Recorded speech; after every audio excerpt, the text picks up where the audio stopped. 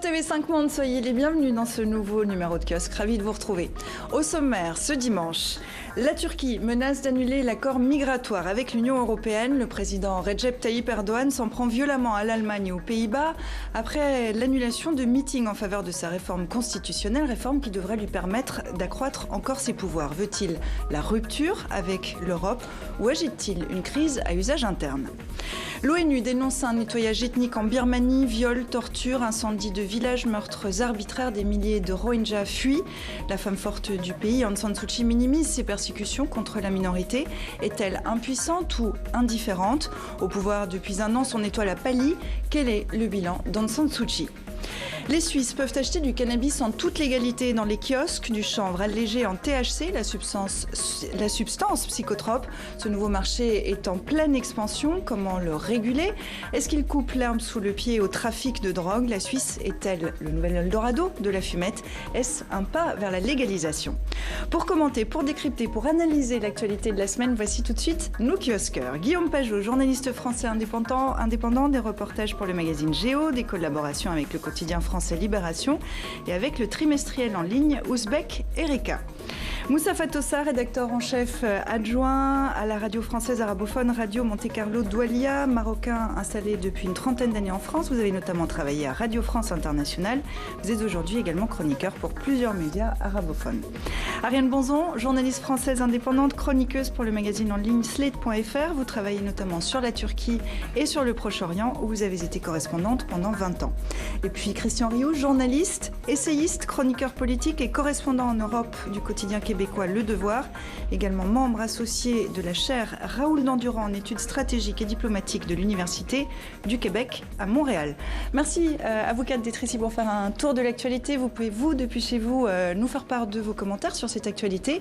Ne l'oubliez pas, vous pouvez vous rendre sur Facebook ou sur Twitter avec le mot dièse, le hashtag kiosque.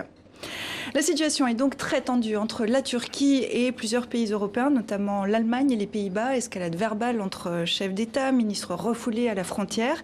Et comme à chaque désaccord avec l'Europe, la Turquie brandit la menace ultime, désamorcer l'accord qui contient le flux de migrants aux frontières de l'Europe. Si vous regardez bien, l'Union européenne parle toujours de coopération dans la lutte contre le terrorisme et la gestion de la crise migratoire. Les Européens ne parlent de rien d'autre. Quand on regarde les engagements que l'Union européenne aurait dû remplir, je ne vois aucune raison pour laquelle la Turquie devrait maintenir l'accord migratoire. La Turquie n'a aucune obligation de mener à bien cet accord. Par conséquent, elle peut reconsidérer l'accord sur les migrants quand elle veut. Et je pense qu'il est temps de le faire. Mais comme je l'ai déjà dit, cela n'a rien à voir avec la crise que nous avons avec les Pays-Bas. Alors cela n'a rien à voir avec la crise avec les Pays-Bas, c'est à voir. La question qui se pose aujourd'hui, qui se pose régulièrement, c'est est-ce que la Turquie dégaine là son arme fatale ? Est-ce qu'en effet, cette fois, peut-être, Ankara va décider de mettre cette menace à exécution et de rouvrir la frontière vers l'Europe ? Alors, bon, pour le contexte, on sait qu'on est en campagne électorale actuellement. Le 16 avril, il y a un référendum, donc on demande aux Turcs de se prononcer en faveur des modifications des 18 amendements constitutionnels qui vont permettre au président Erdogan d'avoir un pouvoir bien plus fort, hein, même si de facto il est déjà... On va y revenir sur ce référendum. Oui. Donc ça s'inscrit dans cette rhétorique très anti-européenne, anti-occidentale, qui a pour objectif effectivement de remporter des voix, pas tant auprès de la diaspora turque d'Europe qui est déjà assez conquise. À 60%, la communauté turque vote pour AKP, ce qui est beaucoup plus pour AKP, le parti de la justice et du développement, voilà. le parti au pouvoir, et c'est déjà beaucoup plus qu'en Turquie. Mais en Turquie, il y a même dans les courants ultranationalistes un certain nombre de gens qui appellent à voter non, enfin qui veulent voter non. Donc c'est un message qui leur est adressé pour rafler ces voix, parce qu'effectivement les sondages ne donnent pas le oui. Donc vous nous dites que cette menace sur l'accord, le pacte migratoire, c'est de la rhétorique. Se pose quand même la question, et c'est un des arguments aussi d'Ankara, c'est de dire, bon, après tout, pourquoi le garder, puisque l'Europe ne fait pas sa part ? Alors, est-ce que l'Europe ne fait pas sa part ? Ça, c'est un des arguments. Mais par exemple, 3 milliards de dollars doivent être donnés par l'Europe puis encore 3 milliards d'ici 2018. Les autorités turques disent l'Europe n'a pas donné cet argent. Ils ont raison et tort. En fait, l'Europe a déjà donné quelque chose comme 700 millions d'euros. Elle a signé 1,4 million d'accord déjà, donc il y a quand même eu de l'argent qui a été donné. Alors effectivement, elle ne reçoit pas autant de réfugiés, elle n'a pas repris autant de réfugiés qu'il a été conclu. Mais ce que les autorités turques reprochent beaucoup à l'Europe, c'est de ne pas avoir autorisé la libéralisation des visas. C'est-à-dire que c'est la chose qui compte le plus pour les Turcs, c'est de pouvoir venir sans demander un visa en Europe. Alors ça, il faut savoir qu'il y a un accord que les Turcs ont signé. Dans cet accord, il y a 72 conditions, dont l'une, c'est la réforme des lois antiterroristes, la modification, l'assouplissement des lois antiterroristes. Et tant que cela ne sera pas fait, l'Europe ne libéralisera pas les visas. Donc alors, on voit que là, il y a un point de crispation. Et la Turquie le sait très bien, ça. La question qu'on peut se poser aussi aujourd'hui, c'est est-ce que c'est une crise passagère, une de plus, peut-être plus grave, ou est-ce que là, on est sur une crise un peu plus profonde entre l'Europe et la Turquie, Mustapha ? Moi, je crois que c'est une crise structurelle, c'est une crise de confiance entre l'Union européenne et son partenaire stratégique qui est la Turquie. Derrière vous, il y a un titre stratégie de tension avec un point d'interrogation. Moi, je crois que c'est véritablement une stratégie de tension voulue. Et je rappelle simplement que avant la tenue de ces meetings électoraux aux Pays-Bas, les Pays-Bas avaient informé les autorités turques, avaient informé Erdogan que ses ministres et ses réunions étaient indésirables sur le territoire hollandais.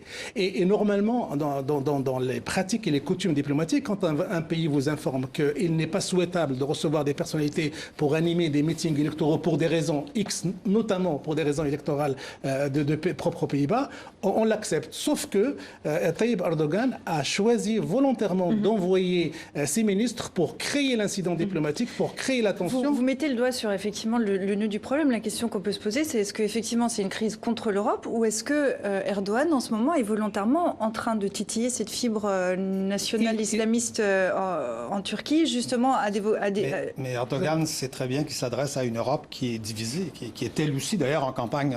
Si M. Erdogan est en campagne référendaire, il y a beaucoup de pays aussi en Europe qui sont en campagne électorale.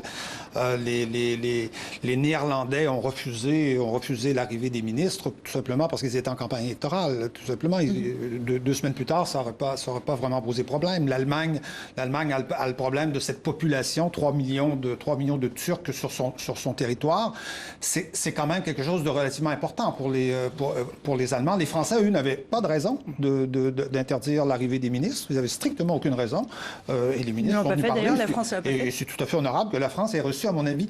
Mais Erdogan sait très bien qu'il s'adresse à une Europe qui est complètement divisée sur cette question-là. Totalement, et qui n'a pas véritablement d'intérêt commun et qui sait très bien que l'accord migratoire, c'est un accord négocié essentiellement par Mme Merkel. Cette stratégie de la tension, peut-être, est-ce qu'il n'y a pas aussi, quand même, malgré tout, cette idée de titiller cette fibre? Il y a l'idée d'exister dans un rapport de force avec l'Europe qui peut tourner à l'avantage de la Turquie. En plus, elle a des arguments à faire valoir face à une Europe, comme vous le disiez, très divisée.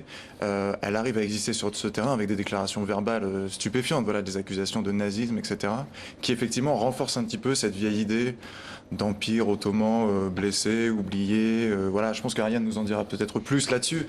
Je crois qu'il faut... C'est pas simplement un problème de droits de l'homme, de respect de l'état de droit. Je crois qu'il y a une contre-révolution qui se passe en Turquie. Et tant qu'on n'a pas compris ça, on ne comprend pas le nouveau narratif.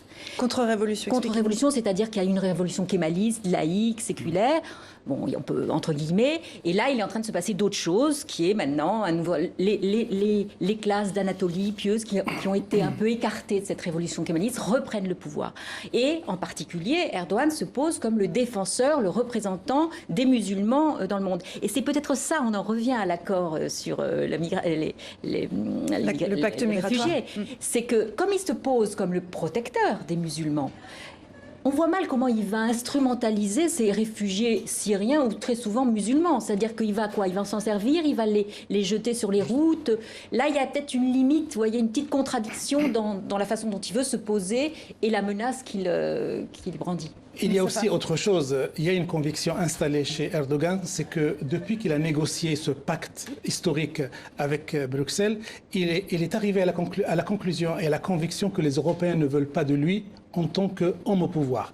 Et le référendum qu'il est en train d'organiser le 16 avril, c'est un référendum qui va lui octroyer des pouvoirs supplémentaires, qui va personnaliser davantage sa présence à la tête de l'État et qui va le renforcer, alors que les Européens n'en veulent pas. Je reviens simplement à la menace de réouvrir le robinet des immigrés vers l'Europe. Est-ce qu'on peut imaginer un instant que la Turquie mette à exécution cette menace et que demain, une vague de réfugiés s'abat sur l'Europe, à l'intérieur de laquelle il y a des éléments terroristes, des éléments de l'État islamique qui vont commettre des attentats sur le territoire européen? Ça c'est vraiment la goutte qui va faire déborder le vase par rapport à cette relation.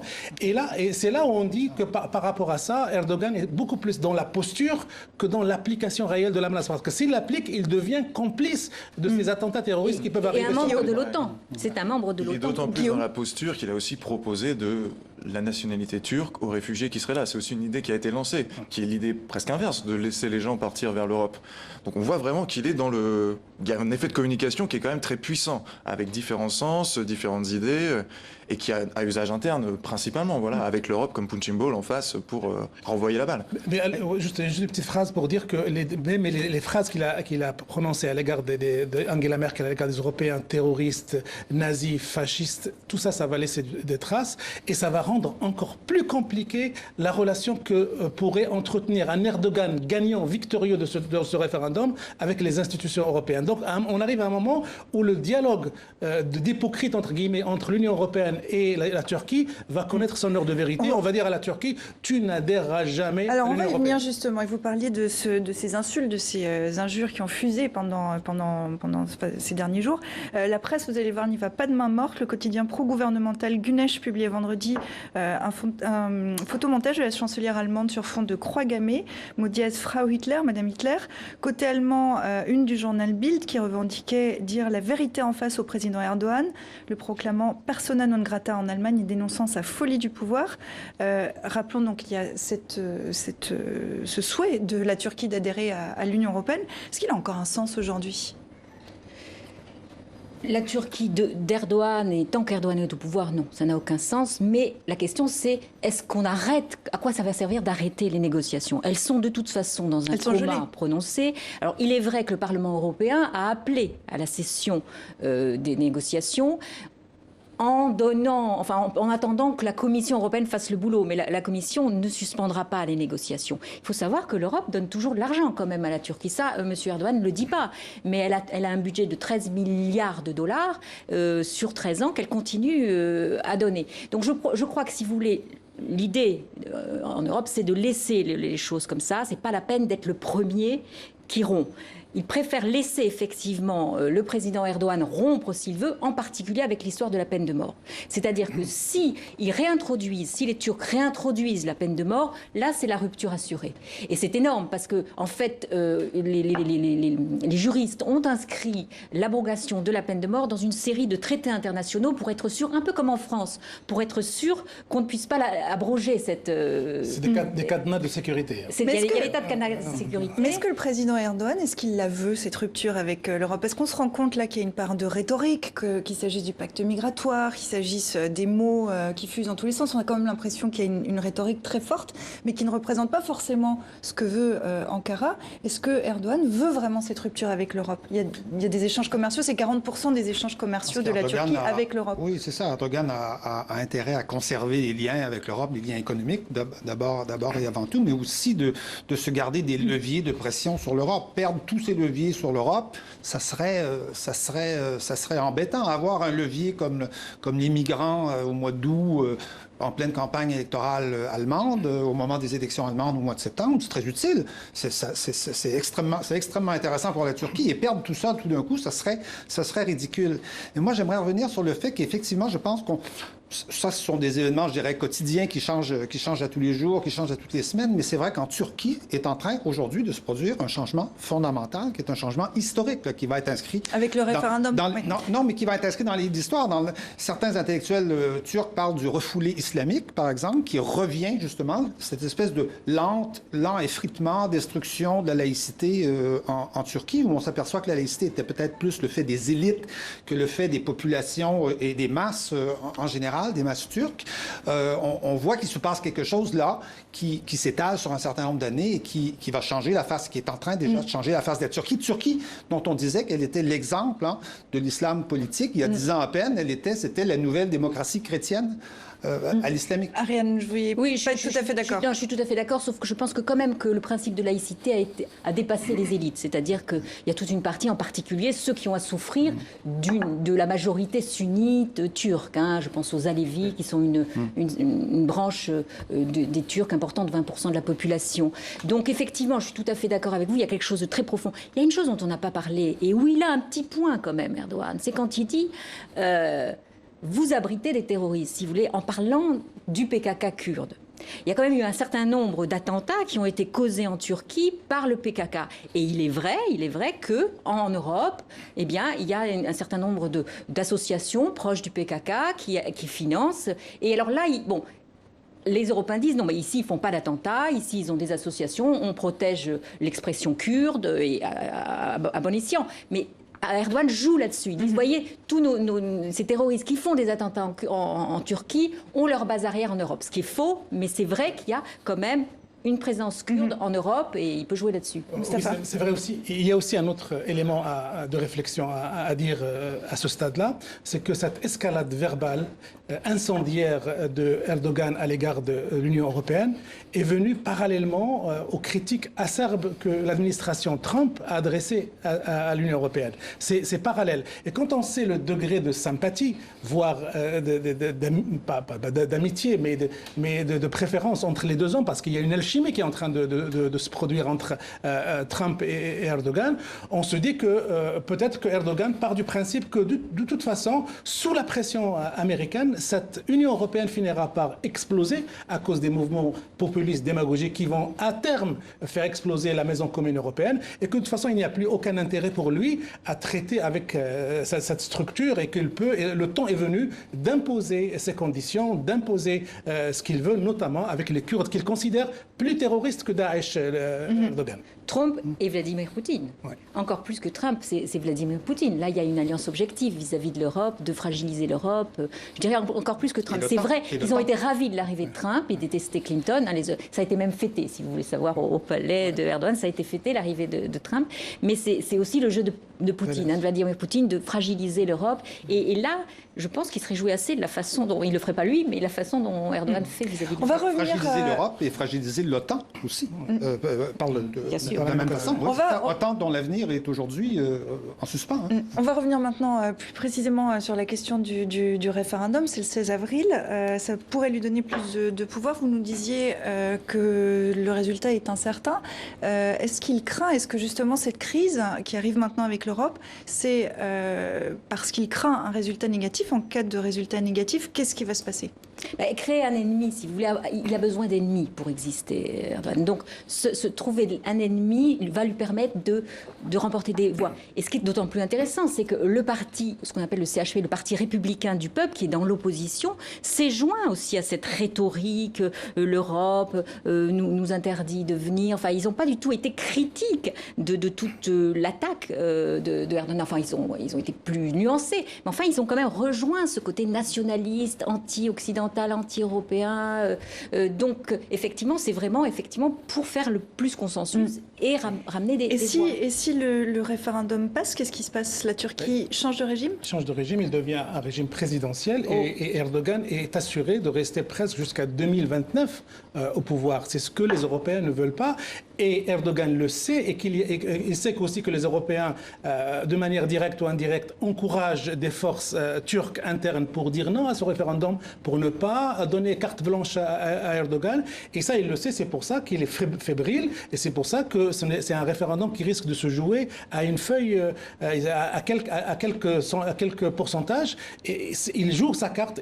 Par contre, s'il le perd, il est politiquement foutu parce qu'il va falloir sortir du cadre. Je rebondis sur ce que Ariane disait, qui était intéressant d'expliquer que l'opposition syrienne était aussi, en tout cas une partie, étaient en accord sur le rejet de l'Europe. L'opposition syrienne, non, l'opposition républicaine. Pardon, l'opposition en Turquie, autant pour moi. Les Syriens n'ont pas le droit de vote. Ils sont assez nombreux, ça, mais pas encore. Ça. Sur ce que, pour terminer sur, effectivement, c'est un point vachement intéressant parce qu'en fait, on se rend compte que l'Europe devient une sorte de cible généralisée aux États-Unis, en Russie, en Turquie. Les peuples aussi en Europe, voilà, l'Europe c'est l'homme malade en fait en ce moment de l'Europe. L'Union européenne est l'homme malade d'Europe, une cible facile pour tout le monde. Depuis le Brexit, de toute façon, exactement. Il y a un cadenas énorme. Tout le monde appuie sur les faiblesses de l'Europe en ce moment. Et ça marche très bien. Juste une petite chose, c'est que, attention, si le référendum est approuvé, il faut encore qu'il se représente. Ça sera 2029 s'il gagne la prochaine élection présidentielle. Hein. Et ça m'amène automatiquement. Et ça m'amène à ma dernière question, parce qu'on va conclure tranquillement. C'est celle de la popularité de Recep Tayyip Erdogan. En Turquie, est-ce qu'il est toujours apprécié? Je rappelle qu'il avait été élu au premier tour il y a 2 ans et demi avec, je crois, 55% des voix. Est-ce qu'aujourd'hui encore il est populaire? Est-ce que les Turcs le suivent sur cette rhétorique et sur cette politique? Est-ce qu'il voit ce changement de régime qui pourrait arriver d'un bon œil? Alors, c'est un type qui a quand même effectivement réussi à modifier, si vous voulez, l'histoire, le récit, le narratif turc, et qui est en phase effectivement avec une grande partie de la population. Cela dit, les fondateurs du Parti de la justice et du développement ne sont plus avec lui. Il y a un certain nombre de personnes qui se taisent, qui ne disent plus rien. Je crois que les gens ont peur. Je crois que les médias aussi sont cadenassés. Alors savoir, vous voyez, tous ceux qui pouvaient exprimer leur opposition ne sont pas là. Et je pense qu'il y a une vraie peur au sein du pays de parler. D'ailleurs, enfin, je ne pense pas, j'en suis sûre. C'est-à-dire qu'au téléphone, par exemple, je ne fais presque plus d'interviews au téléphone. Il y a des tas de gens qui me disent je ne veux pas être cité, etc. Donc il y a une vraie peur. Donc c'est très difficile de mesurer la popularité quand c'est tenu comme ça. C'est-à-dire qu'il y a vraiment une machine de propagande qui s'est mise en place. Mais il ne faut pas sous-estimer effectivement l'écho qu'il trouve au sein d'une certaine partie de la population pieuse, religieuse, qui avait été un peu abandonnée par le... C'est un test de popularité, le référendum le 16 avril, on peut dire ça? Oui, enfin ça se fera très peu, donc c'est vraiment, oui, un test de popularité, je dirais que c'est surtout un test de la volonté d'une majorité des Turcs de passer à un autre régime et de rompre avec le régime kémaliste, dont pourtant on peut dire que Recep Tayyip Erdogan garde, j'allais dire, le pire, c'est-à-dire l'autoritarisme, le centralisme, toute une série de choses qui n'étaient pas particulièrement brillantes dans le régime kémaliste. Et ce sera dans un mois, puisque c'est le 16 avril, dans à peu près exactement 4 semaines. On en reparlera dans Kiosque. Je propose qu'on avance dans l'émission et qu'on en vienne à la violente répression en Birmanie. Depuis octobre dernier, l'armée birmane a poussé plus de 70 000 musulmans de l'ethnie des Rohingyas à fuir au Bangladesh voisin, où ils ne sont pourtant pas non plus les bienvenus. En début d'année, l'ONG Human Rights Watch recueillait ces témoignages édifiants sur les exactions meurtrières commises fin 2016.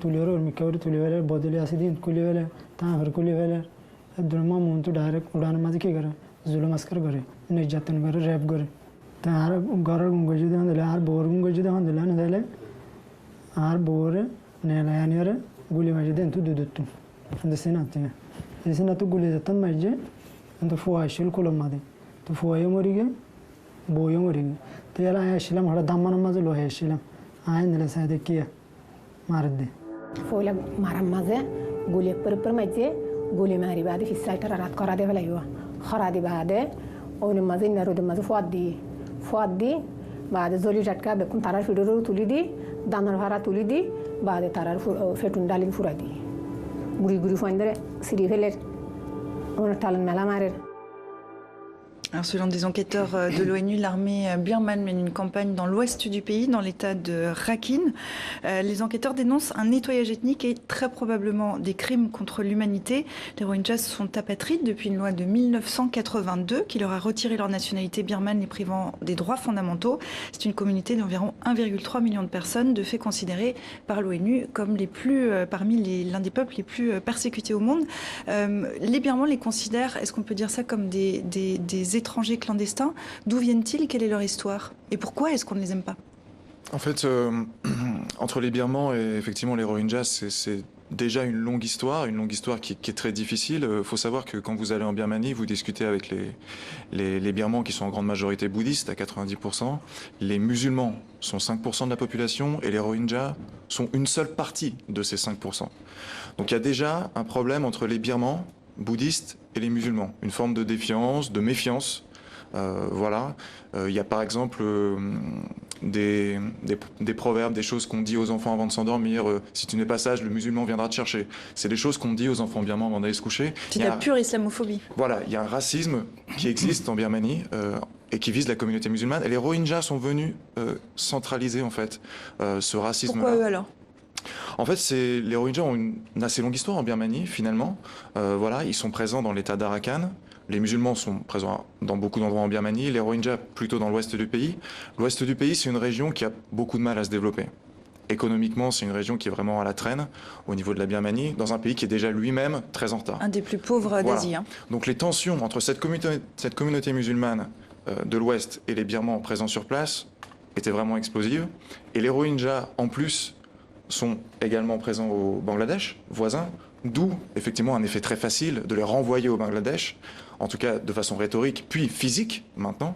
Et effectivement, les Birmans les renvoient de façon verbale au Bangladesh en les traitant de Bengalis, alors que c'est des gens qui sont en Birmanie depuis parfois plusieurs centaines d'années. Alors, c'est depuis quelques mois qu'il y a cette campagne de l'armée particulièrement sévère. Pourquoi maintenant ? C'est très compliqué, il faut le dire, d'accéder à l'ouest de la Birmanie. Ouais, la presse n'y a pas accès. Pour l'instant, interdit aux médias et pour les ONG, c'est très compliqué. Alors pourquoi maintenant ? Pourquoi l'armée fait ça maintenant ? En fait, c'est assez simple. On a vu des flambées de violence envers les Rohingyas ces dernières années, notamment en 2012. Voilà, très importante. Là, ça revient en ce moment parce que, en octobre 2016, un groupe s'est revendiqué des Rohingyas pour assassiner des policiers et des sergents-chefs dans différents postes de police. Une opération concertée, quelque chose qu'on n'avait jamais observé jusque-là en Birmanie, depuis des années. Voilà, vraiment une action concertée. Reuters a sorti des infos, apparemment, il y a eu des recrutements qui ont été faits. Donc c'est là, des gens vous parlez sont venus du faire groupuscule Al-Yakin, en fait. C'est ça. Qui sont-ils et est-ce qu'ils peuvent exprimer un point de fixation aussi djihadiste en Asie et plus particulièrement en Birmanie, étant donné la situation ? Pour l'instant, je pense qu'il faut être très clair sur le sujet. On n'a aucune preuve de lien djihadiste là-dessus. Voilà. Par contre, il est vrai que le leader, apparemment, on aurait retracé son profil, aurait été formé au Pakistan. Voilà, il y a quand même... mais on parle d'un leader et pas du tout de la communauté Rohingya. Mustapha. Moi, je crois que, pour revenir au titre qui est derrière vous, impuissance ou indifférence... On va y venir justement, Aung San Suu Kyi, puisqu'on ne l'entend pas. C'est à la fois impuissance et indifférence. C'est un drame qui dure depuis un certain nombre d'années et qui n'a pas pu bénéficier de la lumière médiatique et politique suffisamment pour l'empêcher. Et donc on a l'impression d'être dans un étouffoir, qui a une communauté qui est en train d'être massacrée du nettoyage ethnique. Alors, bien sûr, la relation avec la mouvance djihadiste, est-ce qu'elle existe ou pas ? On n'en a pas encore la preuve. Mais ce qui se passe, c'est du carburant pour la littérature, pour la posture djihadiste. Si demain ces musulmans-là, par réaction, vont radicaliser leur comportement, donc il va y avoir une guerre civile. Alors, ce qui est intéressant à noter... Le groupe État islamique parle de génocide. Ce qu'on peut dire, c'est que déjà, entre parenthèses, Al-Qaïda et Daesh utilisent déjà le problème des Rohingyas. Oui, ils l'utilisent pour alimenter... Puis il y a aussi l'image aussi des bouddhistes. Les bouddhistes dans le monde entier, ils ont cette aura de pacifiste, de spirituel et tout ça. Quand on voit les pratiques qu'ils exercent sur le terrain, dans ce cas-là, c'est de la sauvagerie pure, c'est du nettoyage ethnique pur. Et bien sûr, il y a une impuissance internationale parce que l'ONU est incapable de gérer ce problème et de le traiter comme il faut, comme du génocide d'un peuple. Ariane. Oui, je crois qu'une grande partie de la communauté musulmane, effectivement, ne comprend pas. Elle a un peu l'impression d'un deux poids, deux mesures. Pourquoi on ne parle pas plus des Rohingyas ? Rappelez-vous qu'en France, on en a beaucoup parlé l'année dernière, puisque Baraka City, qui est une organisation islamique, une ONG islamique, travaillait depuis des années vous avez peut-être rencontré, auprès des Rohingyas, et que Moussa, qui est un de ses envoyés auprès des Rohingyas, avait été arrêté en décembre 2015, puis mis en prison pendant 70 jours, accusé justement, au Bangladesh. Il avait été arrêté aux abords d'un camp de réfugiés du Bangladesh, puis mis en prison pendant 70 ans. Il y avait une mobilisation quand même du Quai d'Orsay pour le libérer. 150 élus français avaient signé une pétition. Il y avait son image sur le fronton de la mairie de Montreuil. Finalement, il a été libéré. Mais beaucoup de musulmans en France pensent qu'il n'a pas eu la mobilisation pour lui, pour cet activisme humanitaire, comme il y aurait eu pour d'autres humanitaires. Si on revient à la Birmanie, vous évoquez Aung San Suu Kyi. Aung San Suu Kyi, c'est l'icône à l'échelle internationale, l'ancienne dissidente, la prix Nobel de la paix, qui occupe depuis un an la double fonction de ministre des Affaires étrangères et de conseillère d'État. C'est en quelque sorte le Premier ministre de fait. Effectivement, on ne l'entend pas, voire elle minimise. On va reprendre la question que vous soulignez. Elle est impuissante ou elle est indifférente ou elle est incapable? Pourquoi est-ce qu'on ne l'entend pas, cette championne des droits de l'homme, comme on l'a perçue pendant des années? On peut appuyer cette question impuissante ou indifférente, franchement impuissante, franchement indifférente. Impuissante parce qu'effectivement, en Birmanie, aujourd'hui, l'armée contrôle encore largement une partie du pouvoir. 25% des sièges au Parlement, ce qui donne à l'armée un droit de veto sur tous les projets de loi. Le ministère de la Défense, donc qui gère l'armée, le ministère de l'Intérieur, qui gère la police, qu'on voit en action sur le terrain dans l'ouest de la Birmanie, et le ministère des Frontières. Autour des questions des conflits ethniques, etc., l'armée continue de garder la main. Sur tous ces sujets chauds, l'armée garde la main. Donc l'impuissance, elle est réelle. L'indifférence aussi. Ce n'est pas parce que Aung San Suu Kyi n'a pas de moyens de pression concrets qu'elle n'a pas de moyens de pression symboliques. Elle le sait, elle a une expérience. Pourtant, c'est elle qui a envoyé Kofi Annan pour une commission, enquête, effectivement, pour une commission, etc. Elle a envoyé un de ses ministres à la rencontre des Rohingyas. Donc est-ce qu'elle est vraiment indifférente? Quand on fait des commissions comme celle-là, alors que le problème existe depuis des décennies, franchement, c'est très léger. Et quand effectivement on minimise verbalement les problèmes qui se passent, les questions de viol qui ont été attestées par des ONG, on a des témoignages extrêmement forts. Et nier ces témoignages-là, c'est quand même quelque chose de grave. Oui, passer de l'opposition au pouvoir, c'est pas toujours non plus évident pour. On a vu des prix Nobel qui, rentrant chez eux, comme Yasser Arafat, n'étaient pas non plus des parangons de démocratie et qui, donc, à l'épreuve du pouvoir et de la réalité concrète des choses, n'arrivaient pas toujours nécessairement à se débrouiller. Donc, moi, je voudrais souligner le fait qu'effectivement, qu'une situation aussi dramatique que celle-là pourrait devenir un foyer de djihadisme, d'autant plus qu'on sait qu'en Asie, il y a aujourd'hui une explosion aussi de l'intégrisme et du wahhabisme, par exemple, qu'on pense à l'Indonésie, qu'on pense à la Malaisie, où il y a des endroits où, visiblement, aujourd'hui, l'intégrisme musulman fait des ravages déjà, des ravages culturels d'ailleurs. Si on revient à cette année de pouvoir d'Aung San Suu Kyi, donc ça fera le 1er avril, ça fait presque un an, ça sera le 1er avril, qu'elle a accédé au pouvoir. On la découvre justement aujourd'hui, après un an, comme une femme un peu avide de pouvoir. Vous avez signé il y a un an un long portrait d'elle. Vous avez fait un reportage en Birmanie. On peut dire aujourd'hui que son étoile a pâli. Oui, alors je pense qu'il y avait beaucoup de signes avant-coureurs qui auraient pu nous permettre de dire qu'effectivement Aung San Suu Kyi au pouvoir, ça allait être quelqu'un de dur, d'un peu intransigeant, de pas forcément extrêmement... on va dire, compatissant envers les minorités. C'est quand même quelqu'un qui appartient à l'ethnie majoritaire, les Bamar, qui est bouddhiste, qui a toujours incarné ça, et qui s'est construit aussi dans le nationalisme. C'est quelqu'un qui n'hésite pas à dire « j'aime l'armée », etc. Son père, Aung San, était le fondateur de l'armée birmane. Elle a cet héritage sur lequel elle a capitalisé. Mais quel est son bilan aujourd'hui? Parce qu'on dit qu'il est dramatiquement maigre, voire négatif. Il est extrêmement faible. En fait, elle avait fait un enjeu. La fin des conflits ethniques aux frontières, voilà. Parce qu'il y a des conflits également dans le nord du pays, à la frontière avec la Chine. Qui durent effectivement depuis très longtemps. Elle a lancé une grande conférence pour essayer d'avoir quelque chose, un accord. Rien n'en est ressorti. C'est relancé en début d'année. Ça, c'était la chose qu'elle mettait en avant, sur laquelle elle voulait des résultats rapides. Pour l'instant, rien du tout. Moi, je crois qu'elle n'a pas. Si on fait le bilan d'une année au pouvoir, elle n'a pas réussi à lutter contre elle-même, contre sa propre identité. L'armée qui a permis et autorisé qu'elle soit au pouvoir, elle n'a pas pu aller contre les volontés de l'armée. Et l'armée maîtrise tout les jeux de pouvoir en Birmanie. Puis, elle n'a pas été aussi jusqu'où à contredire son identité birmane, parce qu'en fait, attirer l'attention internationale sur ça, c'est reconnaître que les bouddhistes de Birmanie sont des massacreurs au quotidien. Et ça nécessite une attitude, ça nécessite un traitement. Pour relativiser l'attitude des bouddhistes de Birmanie, c'est vrai qu'on parle beaucoup des bonzes xénophobes, etc. C'est une petite partie du clergé.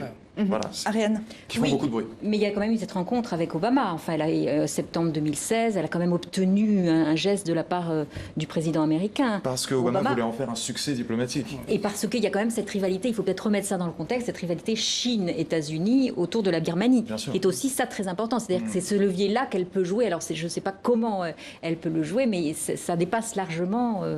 D'ailleurs, la Chine et la Russie ont bloqué récemment une initiative aux Nations Unies, justement pour ne pas mettre la lumière sur ce drame et obliger la communauté internationale à réagir. Vous le disiez tout à l'heure, l'armée est toujours très très présente en Birmanie, en occupant des ministères importants, en occupant un quart des sièges au Parlement. Est-ce que Aung San Suu Kyi, est-ce qu'on peut dire qu'elle est peut-être paralysée aussi par une peur, celle que les militaires finalement referment cette ouverture qui date de 2011 et qu'ils reprennent leurs vieilles habitudes, ce qui la renvoie peut-être à la dissidence? Enfin, est-ce que c'est une crainte chez elle? Avant l'élection, on aurait pu penser que oui. Je crois que maintenant, ça s'éloigne de plus en plus. On voit que les investissements étrangers sont de plus en plus présents. En Birmanie, il y a des intérêts occidentaux et étrangers qui vont aller croissant, de plus en plus diversifiés en Birmanie. Ça va être le tourisme explose complètement. Voilà, aujourd'hui, on a presque 5 millions de touristes. Il y a juste 1 ou 2 ans, on était à 3 millions. C'est quelque chose de stratosphérique. On voit que le pays est ouvert. Internet est là, tout le monde a un smartphone, tout le monde est sur Facebook. Ça va se passer très différemment de ce que ça a pu être dans le passé s'il y a une répression des militaires. D'ailleurs, ils sont beaucoup plus malins aujourd'hui, très présents sur les réseaux sociaux, avec une propagande très élaborée. Voilà, on voit que c'est beaucoup plus ambigu. Je pense que l'excuse du retour des militaires, en tout cas pour l'instant, elle n'est pas... On peut être bloqué au niveau du pouvoir. Après, craindre vraiment un putsch des militaires... Alors, un putsch relatif, puisqu'ils ont déjà une partie du pouvoir. Je pense que c'est une excuse aussi... Mais de toute façon, d'une manière ou d'une autre, il y a des lignes rouges qu'elle ne peut pas passer. Et elle les a intégrées. Bon, j'ai revu il n'y a pas longtemps un documentaire sur sa pratique du pouvoir. Il les a intégrées, ces lignes rouges, et elle sait très bien qu'elle doit marcher à l'intérieur des points rouges, et elle ne peut pas le faire. Est-ce que ça veut dire qu'aujourd'hui, en Birmanie, il y a 2 pouvoirs? Il y a celui d'Aung San Suu Kyi du gouvernement et puis celui de l'armée. Et est-ce que, sous un vernis démocratique, finalement, c'est toujours l'ancien régime qui est en place? Aujourd'hui, on ne peut pas qualifier la Birmanie de démocratie, c'est vrai. C'est un régime autoritaire avec des élections. Une belle façade. Mais quand les militaires ont un pouvoir de veto dans un pays, voilà, c'est un régime autoritaire. Voilà. Pour terminer d'un mot, il est plutôt Mugabe, le héros du Zimbabwe devenu tyran, ou Mandela, icône avant et après son arrivée au pouvoir en Afrique du Sud, s'il fallait essayer d'imaginer ce qui va arriver pour elle ces prochaines années? Ni Mugabe, ni Mandela. Je pense que ça va être autre chose. Ni Mugabe, ni Mandela. Elle a l'excuse que le côté dictature, ce n'était pas elle. Et il y a une architecture de pouvoir qui existe et elle ne peut pas. C'est du solide, c'est du dur, elle ne peut pas la changer. Mais ni Mandela non plus, parce qu'elle n'a pas... On n'est peut-être plus tout à fait à l'époque de Mandela non plus. C'est-à-dire on n'est peut-être plus à l'époque où la démocratie est ce modèle exceptionnel que tout le monde admire. On parlait de la Turquie, parlons de la Russie, notamment dans des pays en développement, s'impose un modèle qui se veut parfois démocratique, mais souvent aussi autocratique. Pour conclure, Guillaume. Pour terminer sur la comparaison avec Mandela qu'on se pose souvent, il y a un point très important. C'est qu'en Birmanie, Aung San Suu Kyi s'est engagé, l'a répété à plusieurs reprises, il n'y aura pas de justice de transition. C'est-à-dire que tous les crimes commis par les militaires ont fait table rase. Voilà, exactement. C'était la garantie pour arriver au pouvoir, et déjà, c'est une grande différence. C'est le type de deal qu'une personne, une étoile comme elle, a pu passer avec l'état-major de l'armée, le cœur du pouvoir de l'armée, le réacteur de l'armée. Pas de commission de réconciliation pour l'Afrique. Et premier anniversaire donc, de cette accession au pouvoir, je le disais tout à l'heure, ça sera le 1er avril. Merci à vous 4. Je vous propose qu'on avance dans l'émission avec notre prochain thème, rien à voir. À fumer, à infuser ou à vapoter, c'est un nouveau marché qui se développe à toute vitesse et qui conquiert la Suisse romande, celui du cannabis faiblement dosé en THC, la substance psychotrope, un chanvre léger que les Suisses peuvent désormais acheter en magasin au grand jour. Il fut un temps où on allait au kiosque pour acheter des bonbons et des journaux. Aujourd'hui, on y trouve du cannabis, et cela en toute légalité, car il s'agit de cannabis avec moins de 1% de THC, la substance active qui d'habitude fait planer. C'est comme si on transportait du thé, des pâquerettes, du foin. C'est considéré comme un produit agricole. Cette herbe, appelée cannabis CBD, se répand comme une traînée de poudre sur le net et dans les échoppes. Une herbe magique qui rapporte gros à ceux qui la vendent et qui aurait des vertus thérapeutiques pour ceux qui la consomment. Le CBD a plutôt un effet anti-anxieux, anti-épileptique. Une herbe magique qui ressemble à s'y méprendre au cannabis illégal. Alors, comment faire le tri? Est-on en train de banaliser la fumette? Et est-ce la voie ouverte à la légalisation du cannabis en Suisse? Bon débat. Et des questions auxquelles on va essayer de répondre. On part tout de suite en Suisse où on retrouve Céline Tsund. Vous êtes la correspondante à Zurich du quotidien francophone Le Temps. Merci d'être avec nous. Bonjour Céline. Bonjour. Alors la question qu'on va se poser, la première, celle que tout le monde se pose ici, c'est est-ce que la Suisse est devenue le nouvel Eldorado du cannabis légal?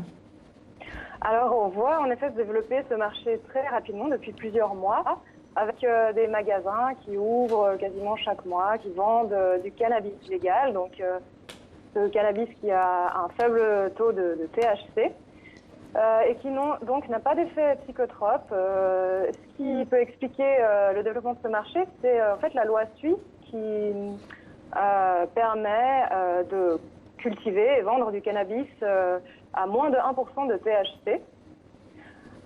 Et qui n'est donc pas considéré du coup comme un stupéfiant en fait, c'est ça le nœud du problème. C'est pas considéré comme un stupéfiant.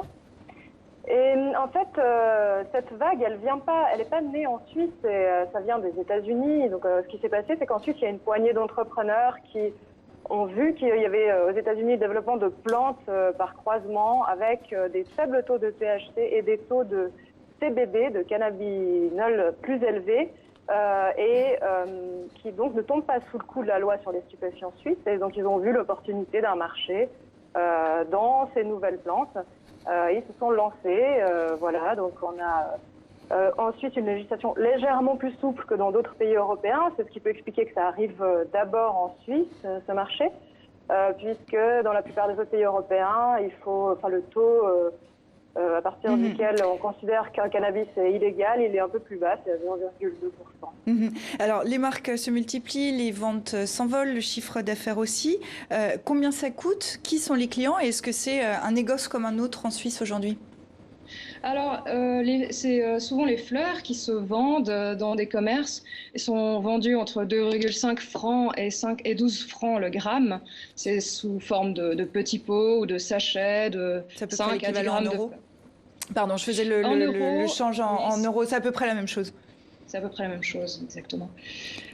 Donc, c'est pas tout à fait un négoce comme un autre, dans le sens que c'est un négoce en fait comme un produit du tabac. C'est considéré comme un substitut du tabac. Donc, il y a une taxe qui est prélevée de 25% sur le prix de vente. C'est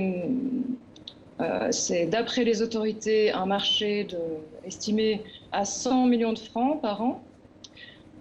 Donc, c'est ce qu'on sait de ce marché. Ça se développe depuis à peu près août l'année dernière. Vous restez avec nous, Céline, on continue à en parler, vous intervenez quand vous voulez.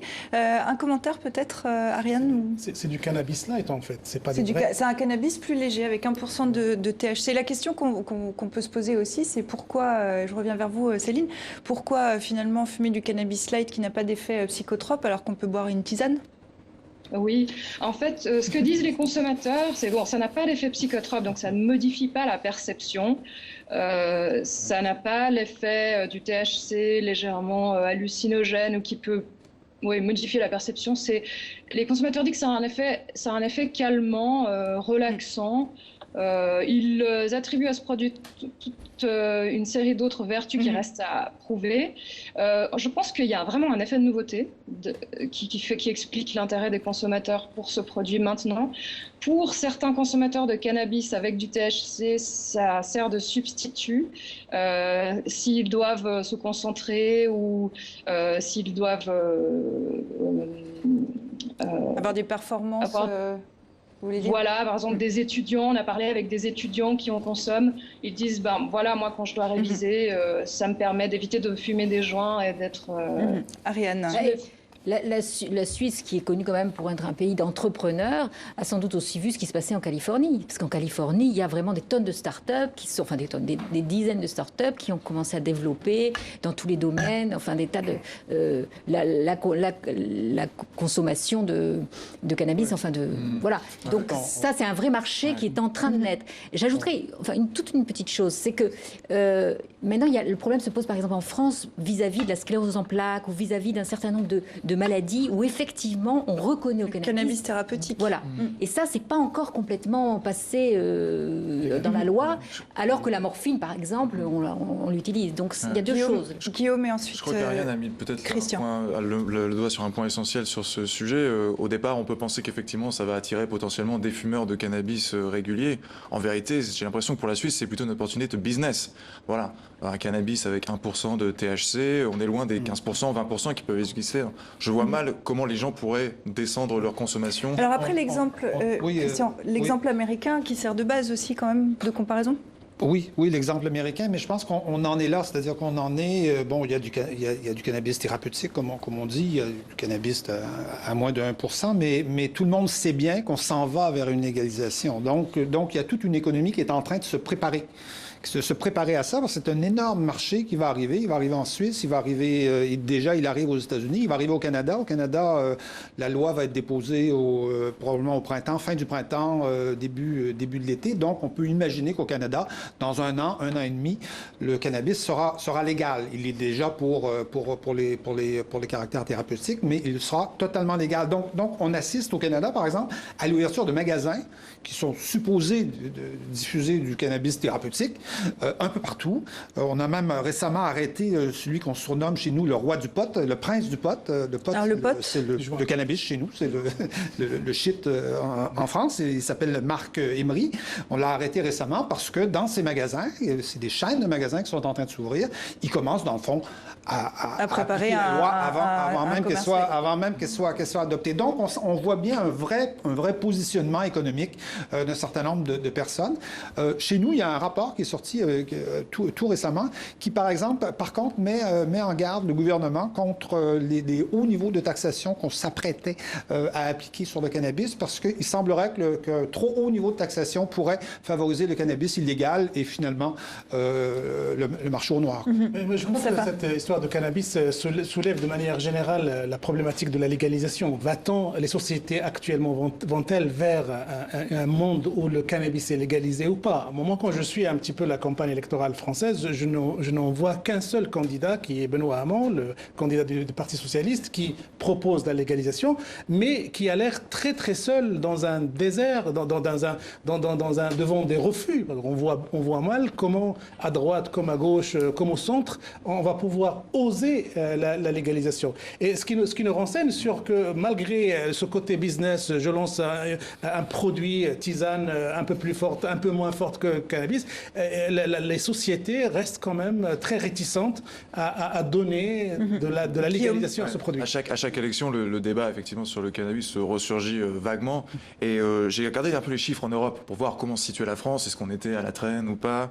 On est un peu entre les deux. Alors il y a 16 pays où le cannabis est considéré comme illégal, dont la France. Il y a 12 pays où c'est plus ou moins dépénalisé, amendes légères, etc., dont l'Allemagne, le Portugal. Et il y a 2 pays qui tolèrent, un petit peu différemment d'ailleurs, l'Espagne et les Pays-Bas. Voilà, donc en France, on n'est vraiment pas en pointe là-dessus. On voit qu'il y a 12 pays plus 2 qui ont une attitude un peu plus ouverte par rapport à ça. Est-ce qu'il faut dire en pointe ou à la traîne? Je ne sais pas si voilà, faut qualifier. Oui, voilà. Alors là, il y a un parti pris. Il y a un parti pris. On l'a pas entendu.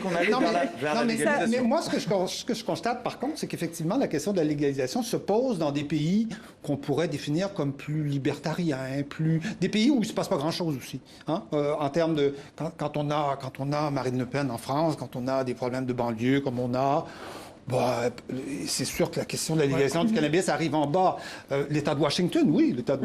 Bon, qu'est-ce qui se passe dans l'État de Washington à part ça? Ça pose aussi... C'est à peu près tout ce qui se passe. Quoi. Ça pose aussi des questions... Au Canada aussi, ça pose aussi des questions pratiques. On retourne en Suisse, on retrouve Céline Thune. Les autorités sont-elles un peu prises de court par ce succès?